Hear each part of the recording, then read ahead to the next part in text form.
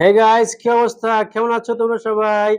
আজকে এক ক্লাসে কিভাবে গ্রাফ শেষ করতে হয় সেটা তোমাদেরকে দেখাচ্ছি। দেখো, গ্রাফ যারা পারো না তাদের জন্য আজকের ক্লাসটা কিন্তু একেবারে এক ক্লাসেই তুমি কিন্তু শিখে যাচ্ছ কিভাবে গ্রাফ করতে হয়। সকল ধরনের গ্রাফ তুমি পাবে কিন্তু এখানে।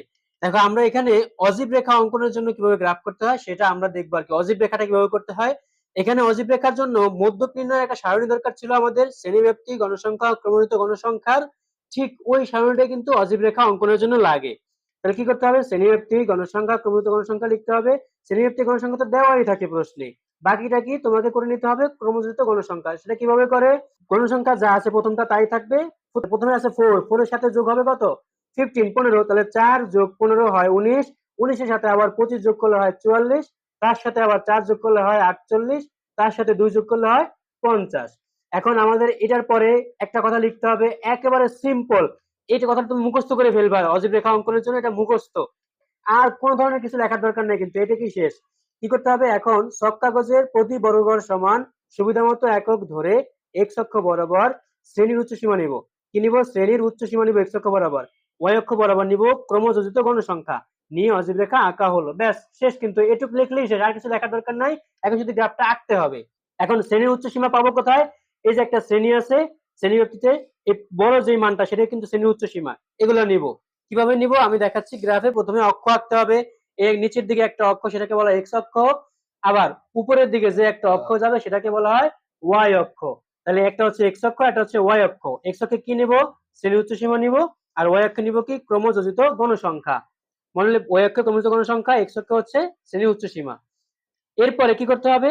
এই মানগুলো বসাতে হবে। শ্রেণী উচ্চ সীমা প্রথমে কত? 40, 40 বসালাম। তারপরে 50, তারপরে 60, তারপরে কত? 70, তারপরে হচ্ছে 80 বসালাম। এরপরে গণসংখ্যাগুলো বসাতে হবে।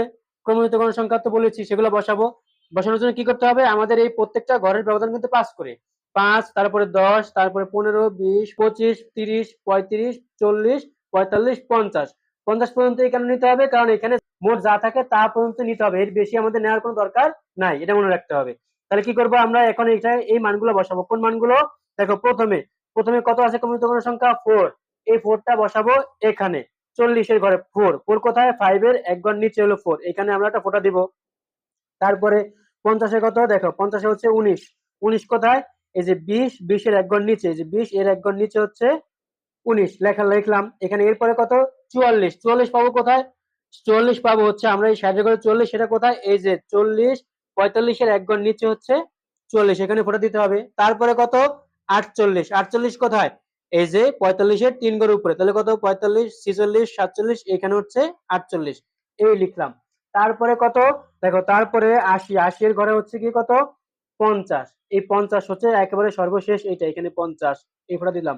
এই ফোঁটা দেওয়ার পরে কাজটা কি? এরপরে কাজ হচ্ছে আমাদের মূল বিন্দু থেকে এটা আমাদের যোগ করে দিতে হবে, শুধু এখান থেকে এইভাবে যোগ করে দেবো। এরপরেই অজীব রেখা হয়ে যাবে। একেবারে সবচেয়ে সহজ নিয়মে যেটা করানো যায় সেটা করানোর চেষ্টা করেছি। এর থেকে সহজ আমার মনে হয় না আর কোথাও পাবে, অথবা আর কোথাও মানে শিখতে পারবে। সবচেয়ে সহজ করে আমি তোমাকে বলার চেষ্টা করেছি কিভাবে অজীব রেখাটা আঁকতে হয়। এরপরে আমাদের আছে গণসংখ্যা বহুভুজ কিভাবে আঁকতে হয় সেটা দেখবো। তারপরে আছে আয়তলেখা কিভাবে আঁকতে হয় সেটা দেখবো। এখন সবচেয়ে বেশি আসে কিন্তু অজীব রেখা আর হচ্ছে গণসংখ্যা বহুভুজ, আয়তলেখাটা একটু কম আসে, এটা দেখলাম। এরকম আরো ভিডিও তুমি পাবে, সেজন্য তোমাকে অবশ্যই আমার চ্যানেল সাবস্ক্রাইব করতে হবে। ভিডিওটা যদি ভালো লাগে অবশ্যই লাইক করবে।